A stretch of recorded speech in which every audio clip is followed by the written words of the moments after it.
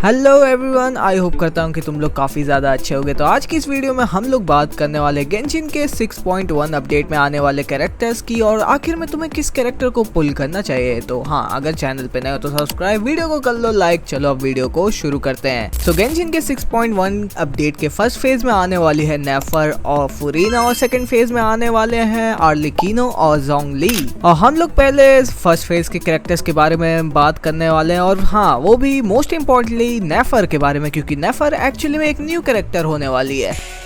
Let the simulation begin. तो अगर तुम्हें नहीं पता तो नेफर एक्चुअली में एक डेंड्रो कैटलिस्ट होने वाली जो कि नॉर्ड क्राई की है। और हमारी नेफर एक नए टाइप के मैकेनिक्स पे वर्क करती है जिसको हम लोग कहने वाले लूनर ब्लूम, जो कि ये जो लूनर रिएक्शन है ये सिर्फ नॉर्ड क्राई के कैरेक्टर ही ट्रिगर कर सकते हैं। आमतौर पे जैसे ब्लूम हुआ करता था वैसे ही अब लूनर ब्लूम है, जो कि एक्चुअली में तुम्हारे डैमेज आउटकम को काफी ज्यादा बढ़ा देता है।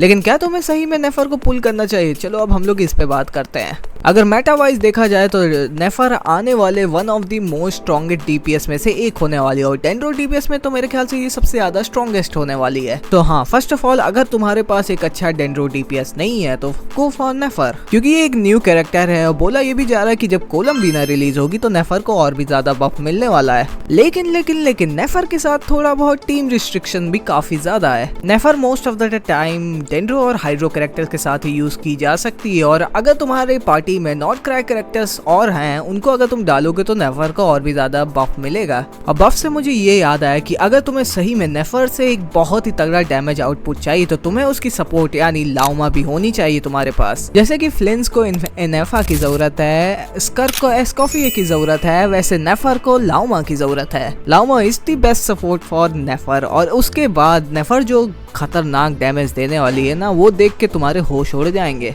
लेकिन अगर स्टिल तुम्हारे पास लाउमा नहीं है तो भी टेंशन लेने की उतनी बात नहीं है। अगर तुम्हारे पास नाहिदा है तो तुम उसको भी यूज कर सकते हो। बात अलग है कि वो लाउमा जितना तुम्हें बफ नहीं दे पाएगी, लेकिन स्टिल कुछ ना कुछ तो वो देगी ही, क्योंकि नेफर स्केल करती है एलिमेंटल मास्टरी पे, और नाहिदा हमारी वो भी हम लोग का एलिमेंटल मास्टरी का बफ देती है। और बाकी अगर तुम्हें एक F2P टीम बनानी है तो तुम आइनो को यूज कर सकते हो, वो भी एक नॉट क्राई की कैरेक्टर है। और हाँ, तुम सुक्रोस को यूज कर सकते हो और कुकी शिनोबू को भी यूज कर सकते हो। तो तुम्हारी नेफर की एक कंप्लीट F2P टीम बन जाएगी। इवन तो ये टीम तुम्हें उतना ज्यादा खतरनाक डैमेज नहीं दे पाएगी जितना नेफर लाउमा के साथ देती, लेकिन स्टिल ये टीम भी तुम्हें एक डिसेंट अमाउंट का डैमेज दे देगी। तो अब हम लोग बात करने वाले नेफर के साथ आने वाली कैरेक्टर यानी कि फुरीना के बारे में।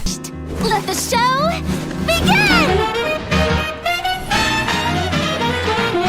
अगर तुम्हें नहीं पता तो फुरीना एक हाइड्रो स्वॉर्ड यूजर है जो कि बफ भी देती है, तुम्हें हील भी करती है और एज अ सब डीपीएस भी काम कर सकती है।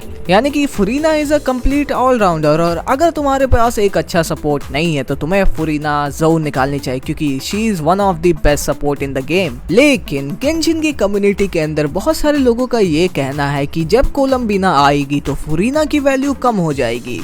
लेकिन क्या ऐसा सही में होने वाला है? देखो यार, कोलम्बीना की किट के बारे में अभी हम लोग को उतना कुछ खास नहीं पता। हम लोग को बस ये पता है कि हाँ, she is gonna be a hydro support unit, लेकिन उसका ये मतलब नहीं है कि वो हमारी फुरीना को नर्फ कर देगी।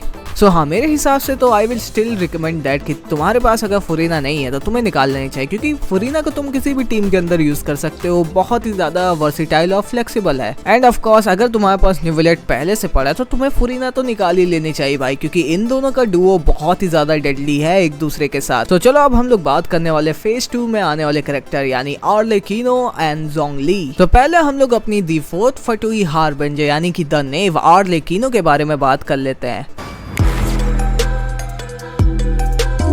आर्लेकिनो इज अ पायरो पोलाम कैरेक्टर जो कि बॉन्ड ऑफ लाइफ मैकेनिक्स को यूज करके पायरो डैमेज डील करती है। और अगर मुझे तुम्हें सिंपल में बताना है कि तुम्हें आर्लेकिनो अगर पुल करना है कि नहीं, तो मैं तुम्हें बस यही कहूंगा, अगर तुम्हारे पास माविका यानी कि पायरो और कौन पहले से है तो तुम्हें आर्लेकिनो पुल करने की कोई भी जरूरत नहीं है। टू बी ऑनेस्ट अगर मैं तुम्हें बताऊं तो मेरे पास माविका और आर्लेकिनो दोनों बहुत समय से हैं और मैं दोनों को ही यूज करता आया हूं। दोनों से ही खेलने में मुझे काफी ज्यादा मजा आता है। लेकिन जब बात आती है डैमेज की और टीम फ्लेक्सिबिलिटी की तो माविका आर्लेकिनो से थोड़ी सी ऊपर ही रहती है। वैसे तो ये डिफरेंस उतना ज्यादा नहीं है, लाइक लिटरली अब वो बाकी चीजें तुम्हारे डिपेंड करता है तुम्हारी टीम्स पे, आर्टिफैक्ट्स पे और वगैरह वगैरह पे।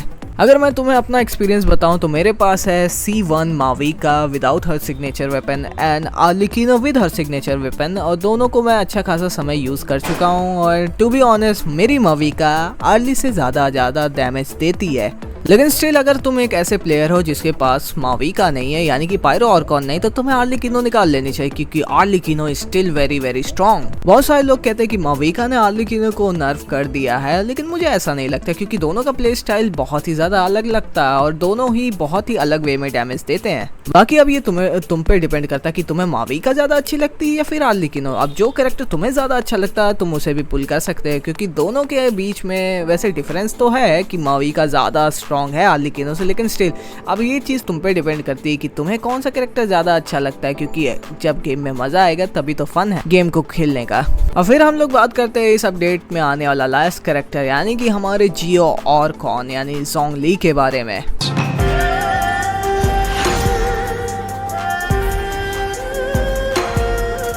टू बी ऑनेस्ट ज़ोंगली को लेके मैं बहुत ही ज़्यादा स्केप्टिकल हूँ और जब से नॉट कराया हूँ तब से बहुत ही ज़्यादा और हो चुका हूँ, क्योंकि he is a guy who only gives you shield and resistance shred. Like literally Zhongli के पास गेम के अंदर one of the best shield है। और हाँ, अगर तुम्हें लगता है कि तुम्हारे पास थोड़ा स्किल इश्यूज है तो तुम ज़ोंगली को पुल कर सकते हो, क्योंकि ये जब तुम्हारे पास शील्ड रहेगी तो तुम्हारे जो मेन DPS होगा या फिर सब DPS होगा उन सबको कम डैमेज होगा, तो तुम्हें गेम खेलने में ज़्यादा आसानी होगी। लेकिन स्टिल अब मुझे ऐसा लगता है कि ज़ोंगली की पुल वैल्यू अब उतनी ज़्यादा हाई नहीं है जैसा पहले के ज़माने में थी। इवन दो ज़ोंगली को बिल्ड करना काफ़ी ज़्यादा आसान है, इस बंदे को बस तुम्हें आर्टिफैक्ट देना है, डिफेंस देना है, ये बंदा तुम्हें शील्ड देगा और रेजिस्टेंस शेड देगा। लेकिन as a support unit Zhongli की पुल वैल्यू अब उतनी ज़्यादा हाई नहीं है, whereas there are better supports than Zhongli. So हाँ, अगर तुम्हें एक अच्छा शील्डर चाहिए तो तुम ज़ोंगली को पुल कर सकते हो, लेकिन I still prefer you that you should go for characters like Xilonen, Kazuha and जो आने वाले नॉट क्राई के कैरेक्टर्स है लाइक ड्यूरेन एंड कोलम्बिना, वो तुम्हें ज्यादा, और वो सारे कैरेक्टर फ्यूचर के लिए भी काफी ज्यादा प्रोटेक्टेड रहने वाले हैं, whereas Zhongli has gone down a very bit now. So हाँ, मेरे ख्याल से अब तुम्हें समझ में आ ही गया होगा कि तुम्हें 6.1 के अपडेट में कौन सा कैरेक्टर पुल करना चाहिए और कौन सा कैरेक्टर तुम्हारे अकाउंट के लिए बेनिफिशियल होने वाला है। अगर तुम्हें कोई और प्रॉब्लम हो तो तुम मुझे कमेंट्स में बता सकते हो। यहाँ तक वीडियो देख लियो हो तो चैनल को सब्सक्राइब कर लो, वीडियो को लाइक कर लो। मैं मिलूंगा तुमसे एक नई वीडियो में, तब तक के लिए बाय बाय।